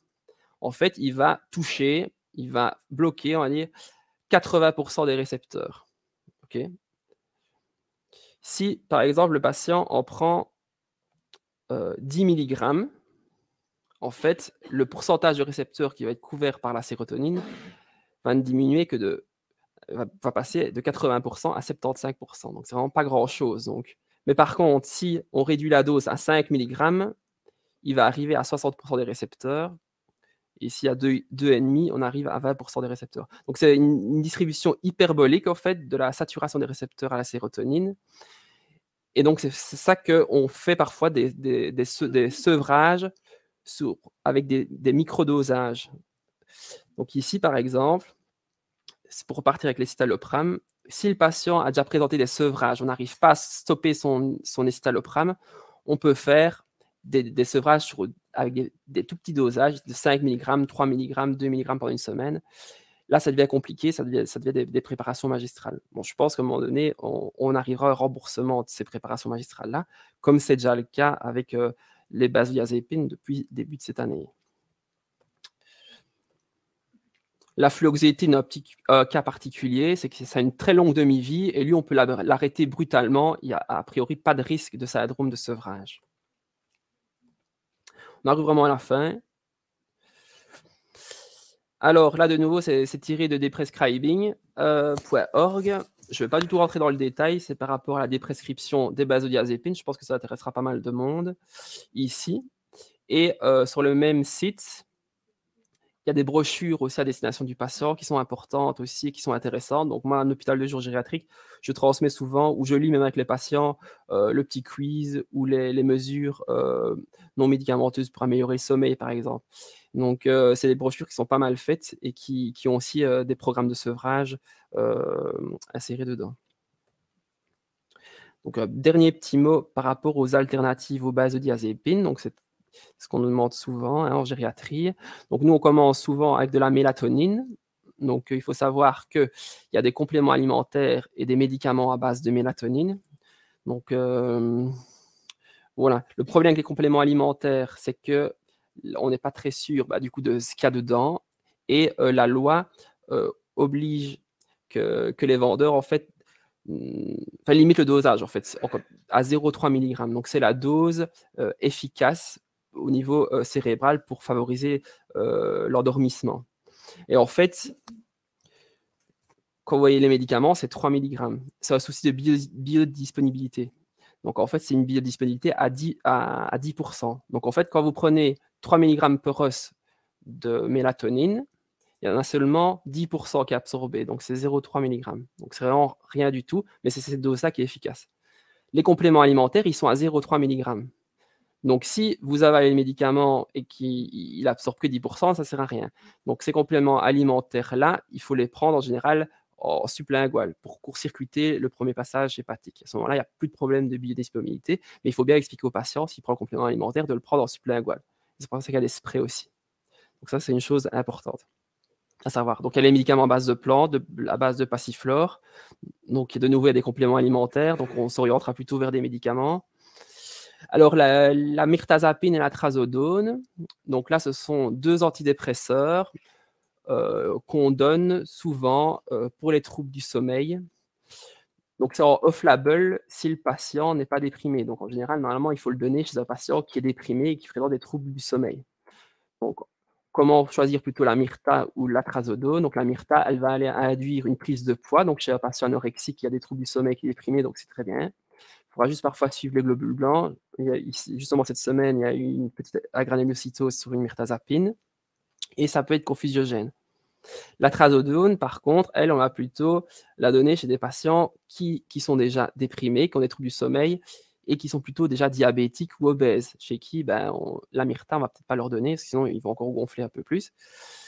Mais là, le problème, c'est que la trazodone, c'est que ça allonge le QT et ça donne pas mal de chutes d'hypotension orthostatique. Alors, une chose aussi qui est intéressante à savoir, c'est que l'effet hypnotique de ces molécules-là est inversement proportionnel à la dose. Et c'est lié à une spécificité au récepteur à l'histamine. Et donc, c'est paradoxal. Donc, vous allez parfois, vous passez de 15 mg à 7,5 mg de mirtazapine. Le patient, il va dire que ça passe très bien, ça passe sans problème, ou même je dors peut-être même mieux. Mais par contre, justement, on va cibler juste le sommeil et il y aura moins d'effets secondaires confusiogènes associés à ce médicament-là. Et alors, on l'a dit aussi, il faut éviter les antihistaminiques de première génération chez les patients âgés, tout ce qui est atarax, phénystyle, nustasium et compagnie, qui donnent pas mal de confusion. Voilà, j'ai fini. Merci.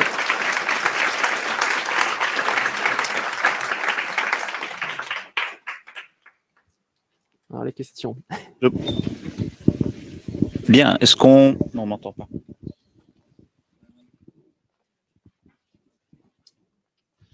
Si vous avez des questions, c'est le moment de les poser à nos orateurs et puis après je synthétiserai les questions des participants à distance.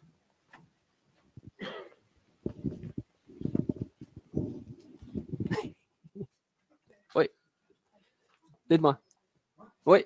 Oui, mais vous parlez des hallucinations, mais souvent chez les personnes âgées, il y a des hallucinations qui sont relativement bien vécues par le patient. Autant pas être touché. Oui, tout à fait. Je pense notamment, par exemple, à tout ce qui est hallucination suite à une déprivation sensorielle. Les gens qui sont malentendants ou malvoyants peuvent avoir des phénomènes hallucinatoires qui sont en général fort peu construits. Ils voient des choses ou des formes, mais ça ne les dérange pas. Et donc, quand ça ne les dérange pas, moi, je prône l'abstinence thérapeutique. Donc, on ne traite pas des diagnostics, on traite des gens, des personnes. Et voilà, ma devise, c'est si ça n'est pas dérangeant pour la personne, je ne traite pas. La même chose avec un délire. Il y a parfois des gens qui ont des délires comme ça à bas bruit. Je pense notamment, j'ai pour le moment une patiente qui a un diagnostic de schizoaffective. Donc voilà, elle garde un petit délire à bas bruit qui fait un peu son originalité.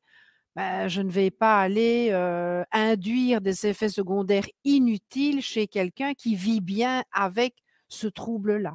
Donc, bonne question. Effectivement, on s'abstient si c'est bien vécu par le patient.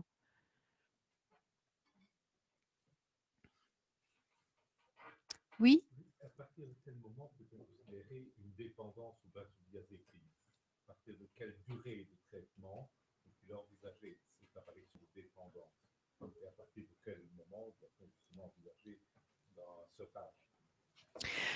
Ben, je ne sais pas si Nicolas a une réponse plus précise, mais ce que je peux dire, en tout cas au niveau clinique, la dépendance vient d'autant plus rapidement que la molécule est efficace et a une durée d'efficacité rapide. Je pense notamment au Xanax, à l'alprazolam, qui est une molécule qui est quand même, qui chez des patients qui ont déjà un petit profil toxicophile est très vite devient très vite une dépendance. Donc, on n'a pas besoin d'avoir une consommation sur des mois. Ça va plus vite que ça.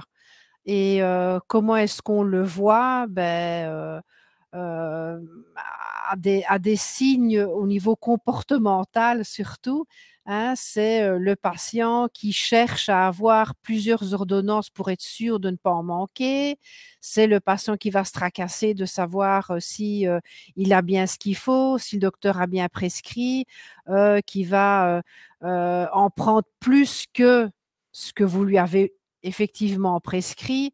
C'est le patient qui va refuser une déprescription si vous lui proposez un jour. Donc ça, c'est des signes d'attachement, si je puis dire, du pouvoir d'addiction à la molécule.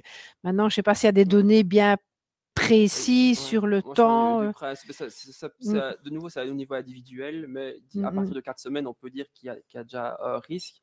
Bon, il y a un souci avec parce qu'on évite les longues demi-vies hein, en gériatrie en général, mais avec les benzodiazépines. Mais le souci aussi parfois avec les courtes demi-vies, c'est qu'il y a cet effet pic-vallée, pic-vallée, pic-vallée au cours de la journée. Et du coup, le patient cherche tout le temps à récupérer son médicament en cours de journée. Donc, parfois, c'est peut-être mieux si on se retrouve avec un problème ainsi de mettre plutôt une longue demi-vie. Et il faut voir s'il ne va pas s'accumuler. Mais c'est parfois problématique. Avec le Xanax, éventuellement par le clozan, c'est vraiment des phénomènes pic-vallée. Mais ça permet par contre d'éviter les effets de chute, de confusion, parce qu'ils ne s'accumulent pas. Mais par contre, parfois, ça peut entraîner cette dépendance, comme Dr. Rapagnani l'a dit. Mais oui, donc, pour ceux qui n'ont pas entendu la question était de savoir à partir de quel moment, pour ceux qui nous regardent en visio, ils n'ont peut-être pas entendu la question. Donc, la question, c'était à partir de quel moment peut-on parler de dépendance aux benzodiazépines et quels sont les signes qui nous indiquent qu'il y a une dépendance.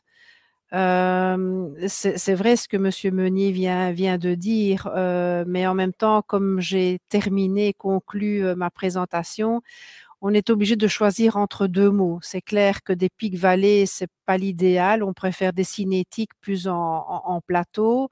Maintenant, le plateau implique une demi-vie plus longue et donc un risque d'accumulation chez la personne âgée qui n'est pas non plus quelque chose, qui n'est pas du tout recherché.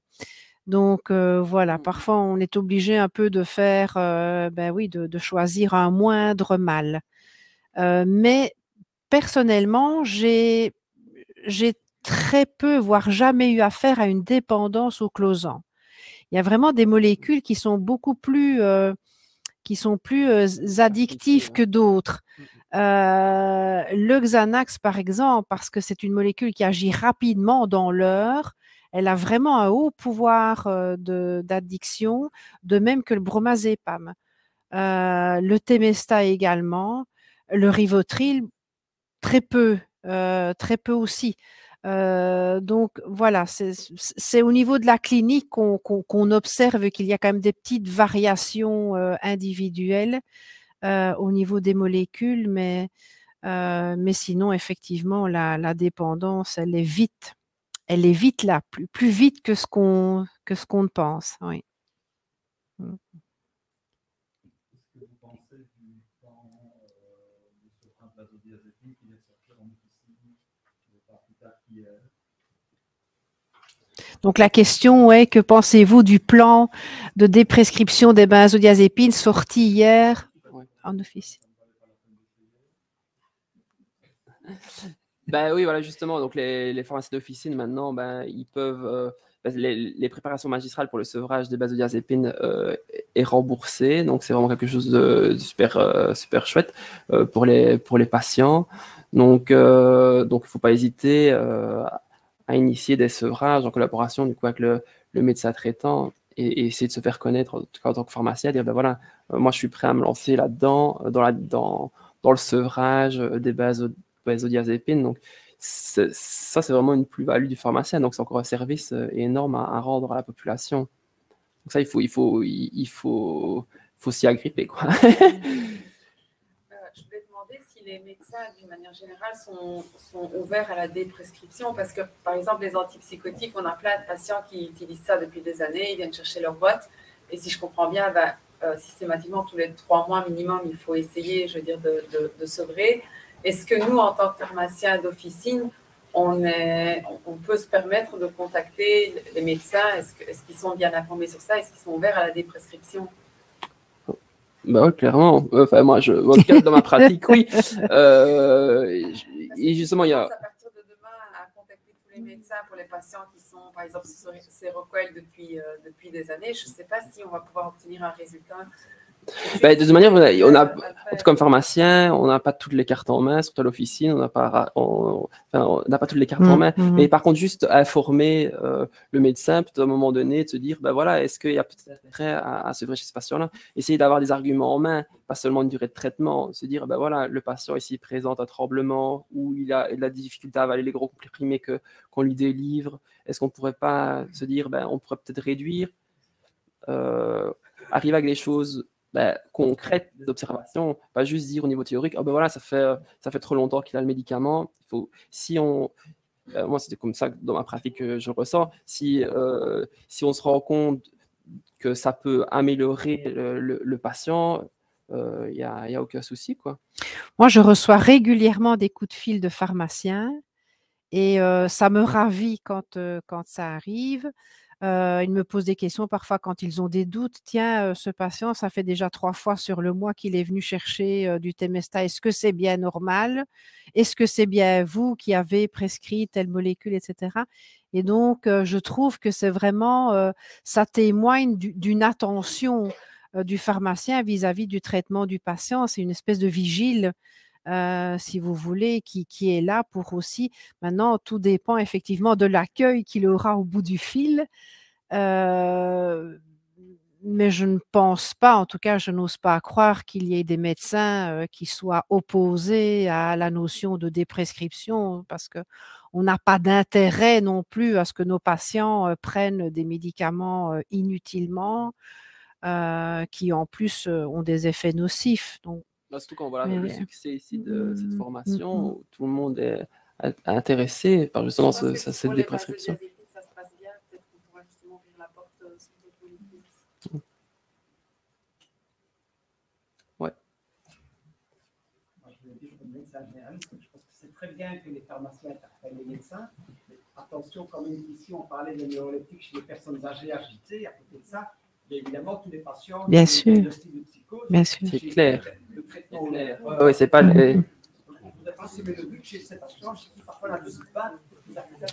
Au niveau des schizophrènes, oui, surtout, ouais, tout à fait. Oui, c'est vrai, vous mettez le doigt sur quelque chose d'important parce que j'ai déjà vu des patients qui venaient me voir en me disant, vous savez, mon pharmacien, il m'a dit que c'est très mauvais ces Seroquel que vous m'avez prescrit.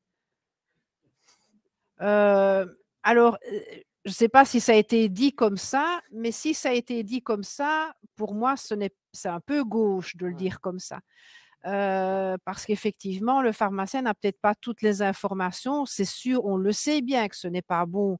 On n'est pas dupe non plus, mais je veux dire, ça altère alors la relation thérapeutique du patient avec son médecin et ça n'aide personne. Ce n'est pas très productif, ce genre de réflexion.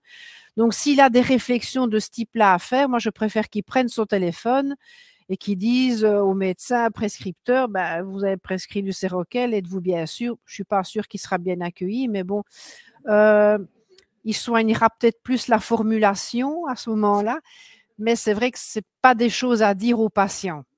Ça clairement. Clairement. Autre question, puis on passera aux questions à distance. Est-ce qu'il y a des différences de pharmacodynamique, de demi-vie entre les patients âgés et les patients plus jeunes? Parce que moi, j'avais eu des informations sur la demi-vie des benzodiazépines quand même assez différentes, avec des benzodiazépines à courte vie, durée intermédiaire et longue vie. J'avais le Temesta plutôt de demi-vie de l'ordre de 6 heures. Le Trazépan, c'était plutôt 7-8 heures. Et alors, on avait des molécules, en effet, rivotril, diazépam, proche de 24 heures, etc. Et je suis étonné des 12 heures pour l'alprazolam, pour le Trazépan, on est encore plus que 12 heures. Je voulais savoir si c'est parce que c'est la psychogériatrie chez les personnes âgées, ou si on a revu, en fait, ces demi-vies par rapport à notre époque. Mais les données que je vous ai données, c'est des données, oui, qui ont été étudiées en psychogériatrie. Donc, chez une population âgée. Oui. Donc, la question est de savoir si les demi-vies d'une benzodiazépine est variable en fonction de l'âge du patient. Oui, effectivement, les benzodiazépines, les temps de demi-vie s'allongent en fait avec l'avancée en âge.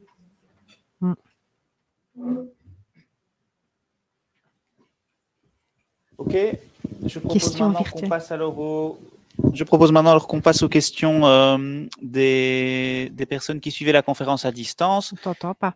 On n'entend pas bien. On n'entend pas de l'autre côté, alors ce n'est pas grave. Je vais parler un petit peu plus fort. Tu m'entends comme ça, Juliana? Ok. Alors,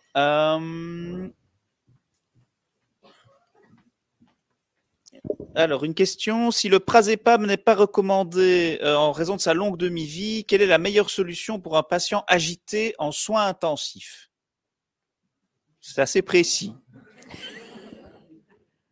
Alors, on utilise souvent le Valium, je pense. Oui, Si on utilise une longue demi-vie aux soins intensifs, c'est souvent le Valium. Tout à fait. En plus, on peut l'injecter aussi. Ouais, pour l'anesthésie plutôt alors. Alors, contre l'agitation et l'agressivité chez la personne âgée, que pensez-vous de la prescription de Méprobamat, entre parenthèses, s'il est toujours disponible?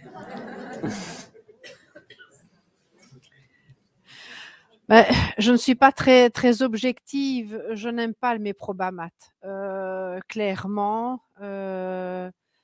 Donc, c'est un barbiturique et avec tous les effets liés au barbiturique. Donc, c'est vraiment des choses que moi, je n'aime pas manipuler ce type de molécules. Et je ne pense pas que M. Meunier me donnera tort. Des soucis de troubles cognitifs, des troubles du comportement aussi liés au barbiturique. Il faut savoir que par rapport aux benzodiazépines, si on s'intoxique au Méprobamat, on peut en mourir. C'est vraiment la particularité des barbituriques. C'est étonnant ce que vous dites là. On entendait presque plus parler, et maintenant des patients qui sortent de services de gériatrie. Mais il y a vraiment des mouvements de mode. Je crois que c'est vraiment, à un moment donné, effectivement, c'était l'Aldol. Il y a eu un moment Aldol. Tous les gens sortaient avec de l'Aldol. Et puis, c'est de la vague des barbituriques aussi, le Méprobamat. Il y a vraiment des effets de mode, effectivement. Je n'aime aucun des deux. L'Aldol étant, pour moi, réservé vraiment dans des situations chez des patients très âgés, parce que pour avoir déjà vu des problèmes de dyskinésie tardive, C'est atroce, les dyskinésies tardives, et c'est d'autant plus atroce qu'il n'y a rien pour les soulager, pour les neutraliser. Ça donne de l'acathysie aussi, qui a un effet secondaire absolument abominable. Donc, ce sont des gens qui bougent tout le temps, qui ne peuvent pas s'empêcher de bouger. Et on peut avoir ces effets secondaires tardifs même des années après l'arrêt. Donc, si mon patient a encore une espérance de vie de quelques années, je ne prescris pas ce genre de molécules. Donc, il fait partie des neuroleptiques typiques, comme on vous a dit tantôt. Par contre, si j'ai affaire à une mamie de 88 ans, chez qui il faut camoufler quelques gouttes d'aldol dans son café, voilà, comme c'est incolore, inodore, insipide, voilà, on peut le tester, mais vraiment avec, vraiment beaucoup de parcimonie. Et encore une fois, je pense plutôt en milieu hospitalier, parce qu'on peut mieux maîtriser alors l'apparition d'effets secondaires, que s'ils existent, ils arrivent très rapidement et très massivement. Donc, voilà pour les barbituriques, pour mes probamates. Alors, on parle des demi-vies des benzodiazépines et des différences de longueur de demi-vie qui peuvent être problématiques, mais que penser des métabolites actifs que l'on retrouve avec les Z-drugs, donc comme le zolpidem, etc. Pour moi, les métabolites actifs, c'est essentiellement le Valium, mais je sais qu'il y en a d'autres au niveau des bazos. Dans ma tête, moi, les Z-drugs, ils s'accumulent un peu moins que les bazos à longue demi-vie. Je me trompe peut-être, mais en tout cas, le Valium, ça c'est clair, un métabolite actif qui perdure dans le sang très très longtemps et qui est à éviter chez les patients âgés. Le Valium, parce qu'on a un souci il y a l'effet myorelaxant qui est beaucoup plus important par rapport aux autres benzodiazépines, donc il augmente d'autant plus le risque de faire une chute. Et voilà. Et puis il y a sa propriété aussi anti-épileptogène qui est très importante. Et donc si on fait un sevrage brutal en Valium, ça peut aussi mener à des épilepsies. Voilà. Donc le Valium, perso, je trouve qu'il faut éviter en gériatrie. Et pour terminer, une dernière question très pratique. Du coup, que donner à un patient en maison de repos pour lequel le staff est demandeur plus d'un calmant? Eh ben, je dirais qu'il faut former les équipes. C'est ça le meilleur traitement des troubles du comportement, c'est la formation des équipes.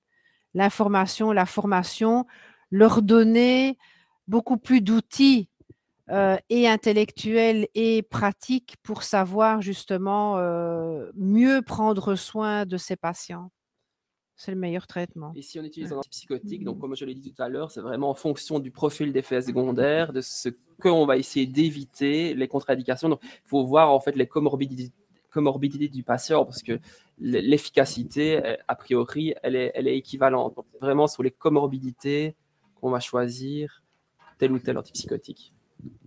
Très bien, il ne nous reste qu'à remercier encore une dernière fois nos deux orateurs de la soirée et je vous propose de poursuivre la discussion.